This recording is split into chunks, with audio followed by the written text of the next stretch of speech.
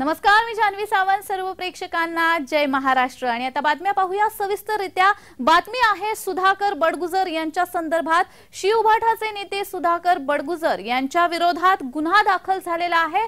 सलीम कुत्ता पार्टी प्रकरणी बडगुजर यांच्या अडचणीमध्ये वाढ झाली आहे.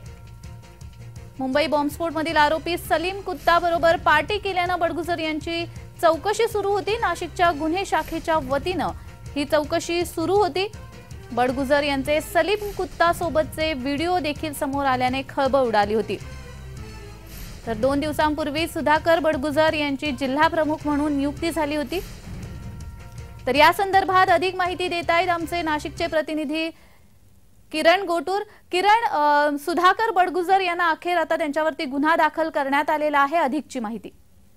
ही महत्वाची बातमी ही म्हणावी लागेल, कारण मागच्या काही दिवसांपासून सलीम कुत्ता प्रकरणात सुधाकर बडगुजर यांची नाशिक पोलिसांकडून चौकशी चालू होती. खरं तर मागच्या अधिवेशन जे नागपूरला अधिवेशन झालेलं होतं, त्या अधिवेशनामध्ये भाजपचे आमदार नितेश राणे यांनी सलीम कुत्ता बरोबर नाशिकचे आणि त्यावेळेसचे महानगर प्रमुख सुधाकर बडगुजर यांनी पार्टी केल्याचे काही व्हिडिओ दाखवलेले होते, फोटो दाखवलेले होते.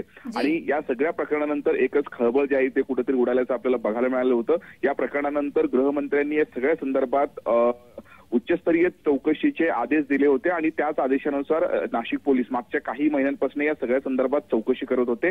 आणि अखेर आज जे उद्धव ठाकरे गटाचे जे जिल्हा प्रमुख आहेत त्यांच्यावरती गुन्हा दाखल करण्यात आलेला आहे नाशिक पोलिसांकडून. पण नेमकं कुठल्या कलमा अंतर्गत करण्यात आलेला आहे, काय एकूणच त्यांच्यावरती ठपका ठेवण्यात आलेला आहे ते मात्र अद्याप कळू शकलेलं नाहीये. पण या सगळ्या संदर्भात एक मोठी कारवाई नाशिक पोलिसांनी केलेली आहे. त्यामुळे शिवसेना उद्धव ठाकरे गटाला एक मोठा धक्का मानला जातो, कारण अगदी 2-3 दिवसांपूर्वीच सुधाकर बडगुजर यांची जिल्हा प्रमुखपदी हे नियुक्ती करण्यात आलेली होती. आगामी लोकसभा निवडणुका आहेत, त्या अनुषंगाने स्थानिक नेते हे सगळे तयारी करत होते आणि त्या आधीच अशा पद्धतीची एक मोठी कारवाई नाशिक पोलिसांनी केलेली आहे. त्यामुळे आता पुढचं पाऊल हे नाशिक पोलिसांचं काय असतो हे बघणं महत्वाचं असेल. जी, अगदीच. धन्यवाद किरण, तुम्ही दिलेल्या या सविस्तर माहितीसाठी.